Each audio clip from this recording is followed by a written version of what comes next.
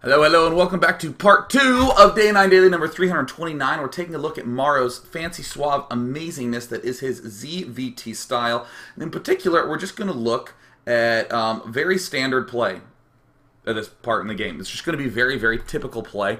And a lot of the questions that people were having was about how do I get a third? How does my economy management work? When am I building drones? And in particular, how do I hold off big scary attacks and big scary drops? These are the big fears of people when they go into the mid game.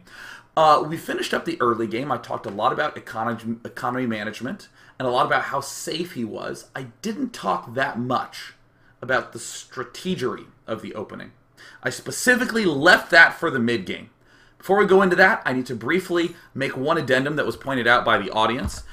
Someone pointed out that this Overlord likely saw that this gas geyser had not gone down yet, and that could have been a sign that Banshees were delayed. That's actually absolutely true, because if you see a no gas, if you see a one gassing player, he can get Banshees out, but he obviously can't get the cloak out as well, so that makes me feel a little more comfortable that we delayed our Evo chambers so much. So, nice catch. So, let's review briefly what I just said. In the opening, I talked a lot about when to build drones, how he was defending against all these things, but I didn't talk about whether it was strategically good or not. This is an intentional play because it's so important that you understand the following lesson. Your opening needs to give you a good setup for the mid-game. So I'm going to save the discussion for whether this is good or not for this segment, the second segment, the mid-game segment. The opening is all about how do I not die and just perform what I want to do without messing up. Now let's actually come back and talk about the strategy of this. Early game roaches make us very comfortable against essentially all early pushes.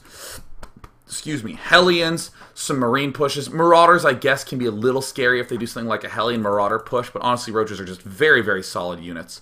We're going to use Roaches to allow us to take a third base. This is a style that Nest-T popularized a lot, using the Tier 1 units, the Roaches and Zerglings, to establish an early third base. And Morrow is incorporating something that I would maybe call a little bit not standard or a little bit cutesy. He's getting these 2 evolution chambers for +1/+1. But the important thing to note, you don't have to do huge, wild, crazy things for me to get excited about you doing something new. What we're going to see Morrow transition into is going to be Mutalisk, Baneling, Zergling. That's the most normal mid-game that you've ever heard. But he's going to be doing something a little funky early on. He's going to be getting these +1/+1. It's going to help him set up in the mid-game. It's going to have some pretty powerful impacts, but that's fine. I just want to note, though, that this strategy is quite good for the core reasons that it allows us to establish an early third, and hey, we snuck in a cute pair of upgrades. And obviously, look how many drones we have. That's going to be good. So as we see Morrow getting his third up, obviously trying to keep all his units very active. This is all good stuff. He's immediately getting his layer upon getting his third. He's getting, oops, there's no pool there. He's getting his +1 speed upgrade as opposed to the +2 speed upgrade, right? Okay, he's just getting the only Zergling speed upgrade that exists. He's getting that. All right, great. And we see him throwing down a Baneling nest. There's actually going to be a pretty substantial divergence that comes up in a moment. But I want to note a what right now. He's just establishing all the big upgrades. The Baneling Nest, the Zergling Speed, the big ones, the layer. And of course he's uppy ups. And what do we see him doing now? He's still essentially building a good amount of drones, but we see a good amount of Zerglings popping out right now. Now, what we're going to end up seeing in a moment is the actual divergence point. It's right around when your layer is starting to finish up that there comes this pretty key point in time for a player who goes for a Roach plus fast third. Actually, I'm going to back up before this little attack happens. When you're going Roach fast third, a lot of times there are some pretty big, scary early attacks that can happen that just, they're intimidating. What you would like to have happen is I build Mutalisks, I mess with you while I'm getting up all my drones and Zerglings and Banelings and more bases. A lot of times you don't have that luxury when you're going for a Roach opening.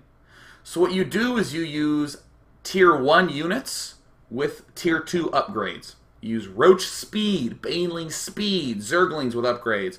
These are the 3 units that you're going to use to help keep you alive. So here's the big divergence point coming up. You might have to build a lot of units right now as Morrow. You're not actually going to end up seeing one of them, but it's important to highlight both of them.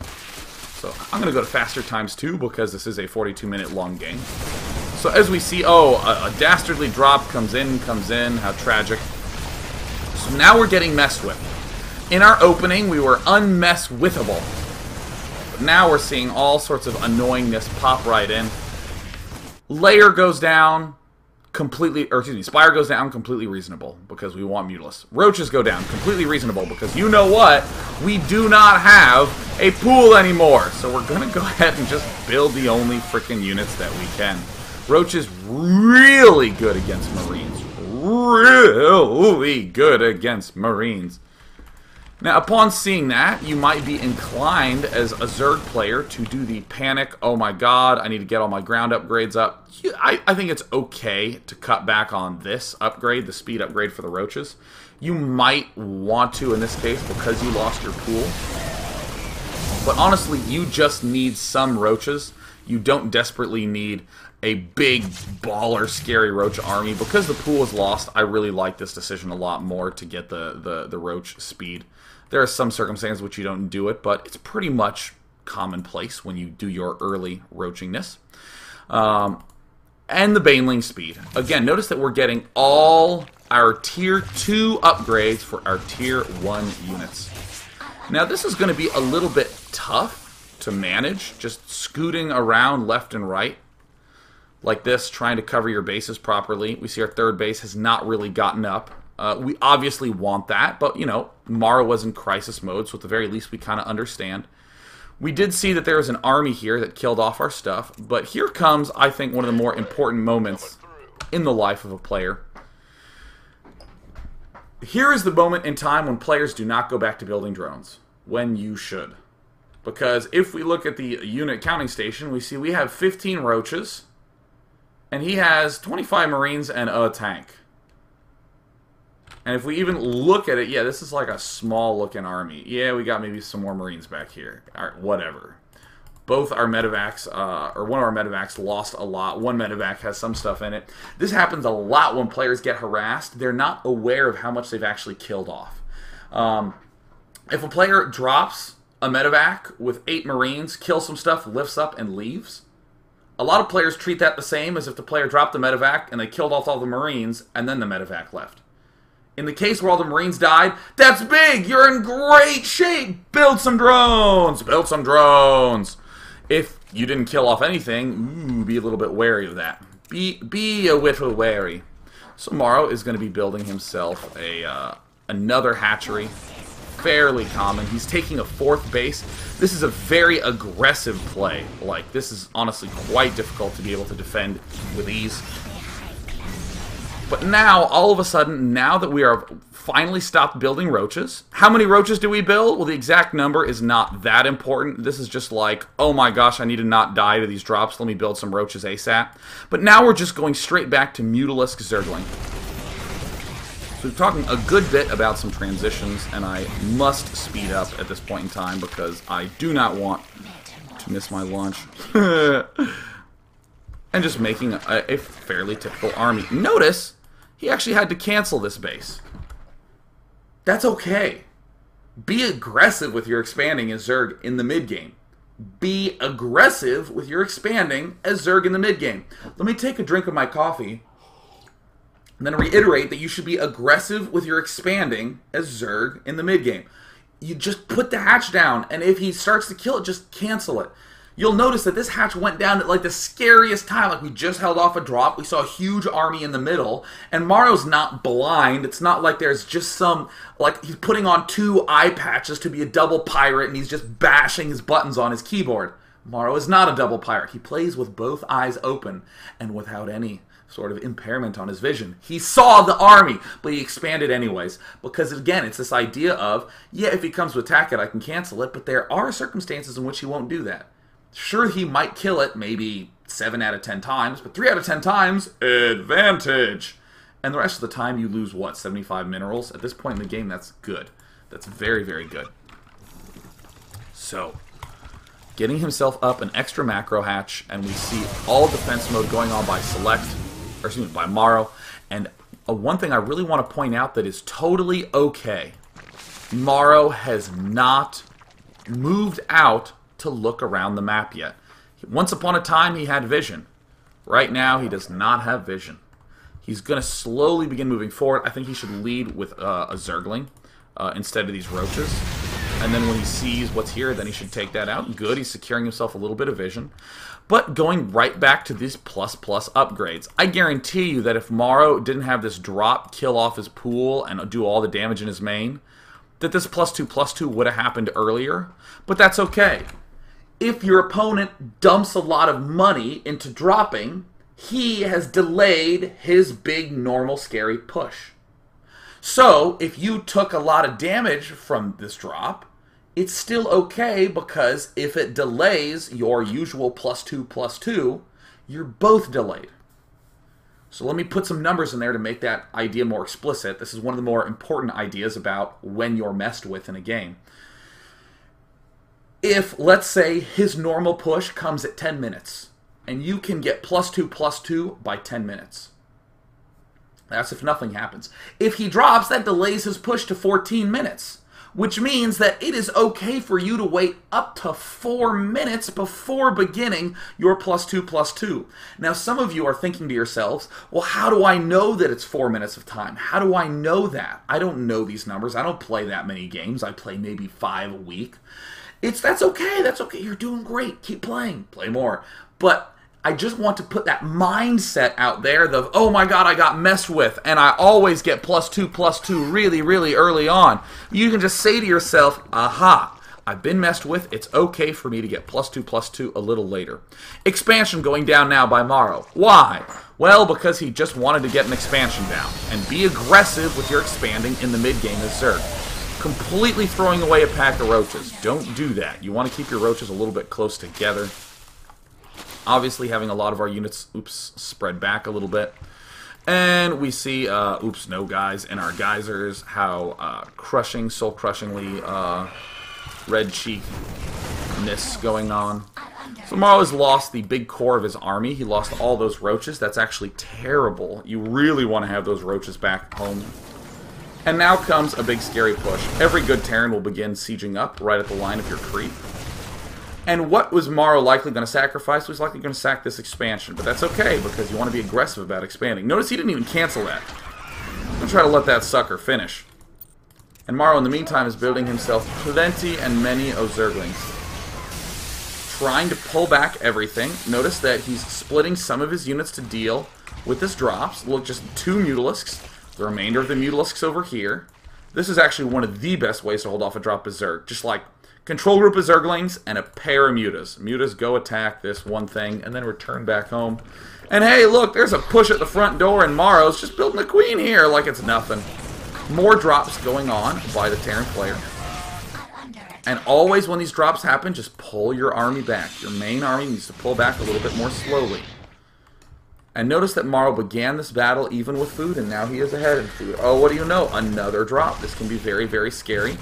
And now he moves out in large unison after he's taken out a bunch of drops. And has a handful of Zerglings here to clean this sucker up. Morrow waited a very, very long time at this moment. An extremely long time. Did he actually wait until 2-2? That might actually be a useful thing to note. I'm pretty sure he did. I mean, it looks absolutely like it. Here's a little drop. No, he waited till right before 2-2. Okay, technically he should have waited like 5 seconds and had his 2-2 upgrades. That could only help. The reason I stopped to ask that question is sometimes good players use triggers of when to go, like, oh, my 2-2 just finished. Now I am allowing myself to move out into the middle of the map and push. Or, oh, I'm just going to wait until Mutalisks get +1 upgrade. But it looks more like Morrow was just doing this timing based upon what we were discussing before, which is, you know, holding off a drop, pulling back, waiting till the last second, and then going for it. And most importantly, being bold as hell with this expansion. Being really damn bold. Just letting that sucker finish. And what you'll note is that Morrow has, with all his droning in the early game, made his decisions now quite easy. He's at 70 drones. He's going to make a couple more because he just killed off a gigantic army. But still, with this many drones, you don't really need to make any complicated decisions. You just need to build lots and lots and lots of units. Just lots and lots of uniting. Uniting, not uniden. So, I felt like there was one more thing I wanted to say. I'm sure it'll come to me as I continue to do this play. Funny to note, Morrow has never once harassed with these Mutalisks all game long. He really has not. It's more of an early technique with Mutalisks. The Mutalisks are going to be a little bit better at that earlier than later. And I think that's very important to note is that now that Morrow has held off this push, now he's just going to surge forward in the minimap. I would love to see Overlords moving through this area. It looks like Select does have some stuff here. But we're seeing Morrow just do intuitive basic stuff. We see him getting +2 attack, getting his Infestation Pit. Only really begin getting the Infestation Pit after you have a good amount of Zerglings, Banelings, and Mutalisks. In particular, the Mutalisks are the big one. We see 21 Mutalisks out for Morrow. You really do not need to get the Infestation Pit that fast if you're doing this style properly. This Zergling, Baneling, Mutalisk. What is involved in this mix is not just the Zerglings, Mutalisks, and the Banelings, but more importantly, the Overlord spread. You need to have a lot of good vision control. Because then this allows you to exploit the fastness of these units. If the units are fast, you can zip around every which way and deal damage in places where his units are not. Oh, phew. Oh, I hit F for fast forward. Aha. Oh well, nothing that notable coming. Crap.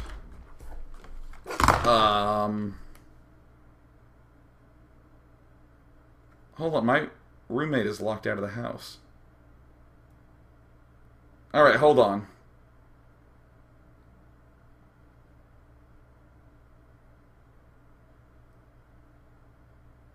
Hold on.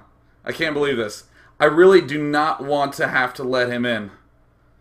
Oh my god. Alright. Bastard. Alright, I'll be right back. I'm sorry.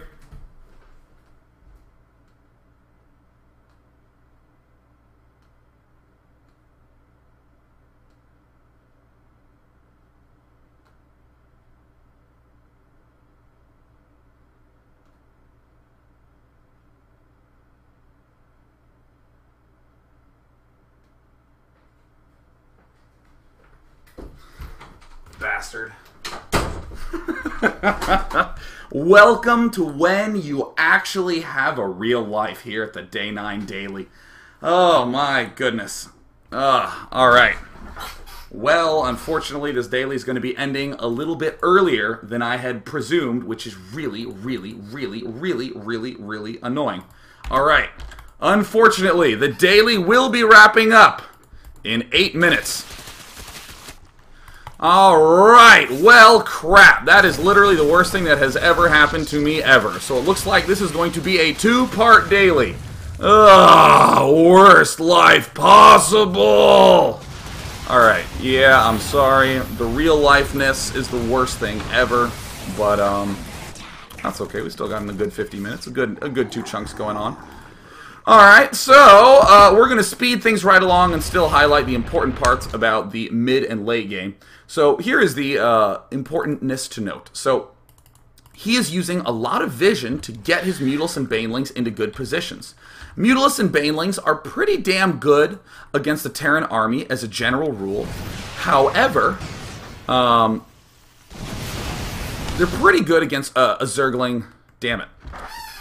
A Zergling, Baneling, Mutalisk army is pretty good against a Marine tank army in general.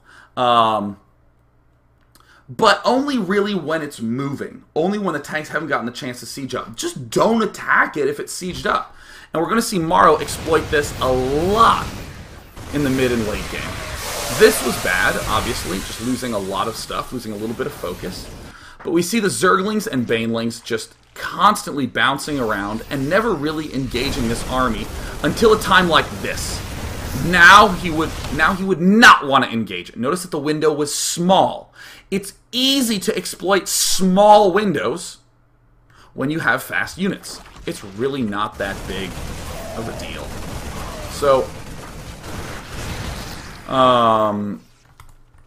either way, the important thing to note about the transition to the late game is that we're still getting 3-3 for our Zerglings. This is pretty typical. We planted this seed very, very early on. This is not that big of a deal. But we're just sort of continuing along with this. As the game has extended, this is perhaps the most important part of transitioning to the late game. These spine crawlers. These, well, they're on some of the bases. These spine crawlers are the most important and overlooked part of the late game. Are you understanding me? That these spine crawlers... I'm annoyed that I have to leave in 8 minutes to get my roommate, so I'm going to start cursing. These butt-faced frickin' asshole spine crawlers are the most important part of transitioning to the late game, right? This is, like, the most important part. Why? Because your Mutalisk count is going to evaporate. It is going to completely evaporate in the late game. And what are you going to be left with? Broodlords. If you have Broodlords here, they cannot get back here in time to defend. You must have the spine crawlers up. This is a very odd period for most Zerg players, is this point of getting to the late game. And so this is the way to do it. Well, this is not the ideal way to do it, but you're basically going to get into a good position with your Zergling, Baneling, Mutas, and you're going to be willing to sacrifice a lot of these units to allow you to get these Broodlords up. Again, get these spine crawlers up. Get these frickin' spine crawlers up. Alright, sweet. So yeah, this is always a little bit of a funky period after the exchange has gone on. But don't worry. As long as you get the Broodlords up, he should not have a big Viking count at this point. Because if you have been appropriately aggressive with your Ling Baneling Muta, he will have not really gotten that many Vikings. If he does, you can actually kill him with your Ling Baneling Muta army and just keep going Ling Baneling Muta. And we're going to keep making Zerglings and Banelings. And here come our Broodlords. And notice that the last little step is then to begin adding on Infestors. We're still expanding like a crazy food. We're still going nutso with our expanding.